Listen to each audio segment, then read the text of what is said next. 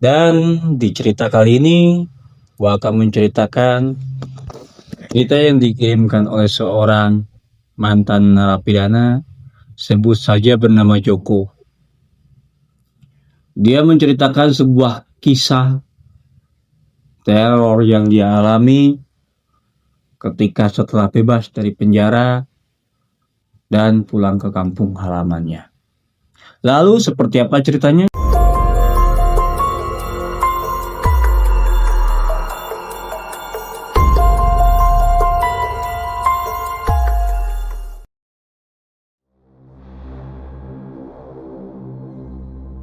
Assalamualaikum warahmatullahi wabarakatuh. Sampurasun. Balik lagi bareng gua Fikri Topik di Rumah Gudang Misteri.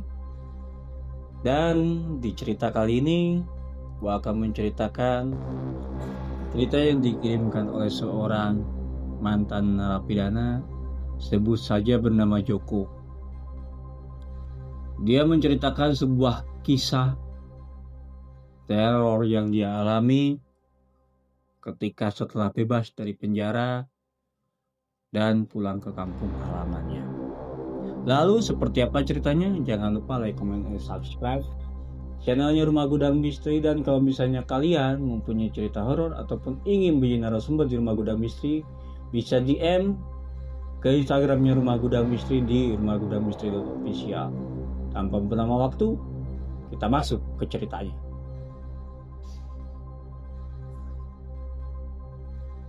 Joko, seorang pria dengan tatapan mata yang lelah dan tubuh yang dipenuhi oleh bekas luka. Baru saja keluar dari penjara karena kejahatan masa lalunya yang tidak pernah ia sebutkan adalah beban yang ia pikul.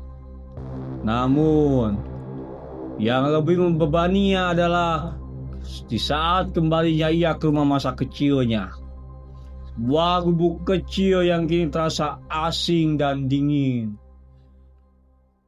Pada malam pertamanya di rumah, Joko terbangun oleh suara gemerincing rantai di luar. Ia bangkit dan melongok ke jendela. Ia tidak melihat apa-apa. Tapi suara itu terus berlanjut. Ini adalah suara yang sama yang ia dengar saat berada di sel isolasi. Suara yang membuatnya gila. Keesokan harinya, ia berjalan menyusuri desa. Ia melihat warga desa menatapnya dengan tatapan jijik dan takut. Mereka berbisik dan menunjuk ke arahnya. Lihat itu, dia kembali. Kata-kata itu menusuknya lebih dalam daripada tertusuk pisau. Ia berjalan ke arah hutan, tempat di mana rahasianya kelam terkubur. Saat ia berjalan, ia merasa ada sesuatu yang mengikutinya. Ia berbalik, tapi tidak ada apa-apa. Tiba-tiba ia mendengar suara-suara bisikan dari balik semak-semak. Pembunuh, pembunuh, kau pembunuh. Joko mempercepat langkahnya, tetapi suara-suara itu mengikutinya. Ia berlari sampai ke sebuah danau yang tenang, di mana ia melihat bayangan dirinya di atas air. Bayangan itu bukanlah bayangan dirinya yang sekarang, tetapi bayangan itu adalah bayangan dirinya di masa lalu. Dengan darah di tangannya, ia menjerit, lalu bayangan itu tersenyum dan berkata, "Kau tidak bisa lari dari masa lalu, Joko."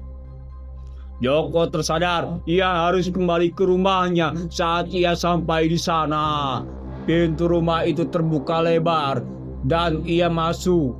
Lalu melihat dinding-dinding yang berumuran darah. Darah itu membentuk tulisan, "Kau akan selalu menjadi narapidana." Joko menyadari bahwa ia tidak akan pernah bebas.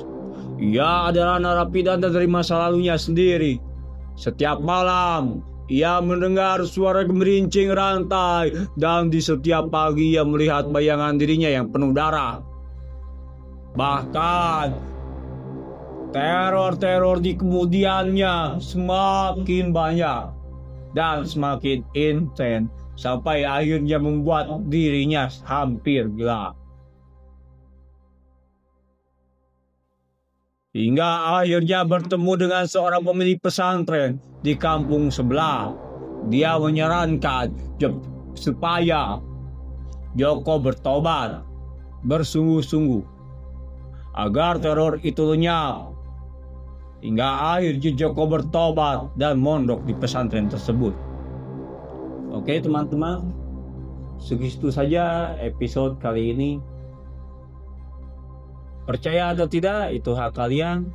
Seseram apapun pengalaman horor kita, akan lebih seram kalau kita tidak punya uang. Assalamualaikum warahmatullahi wabarakatuh. Salam Sampurasun.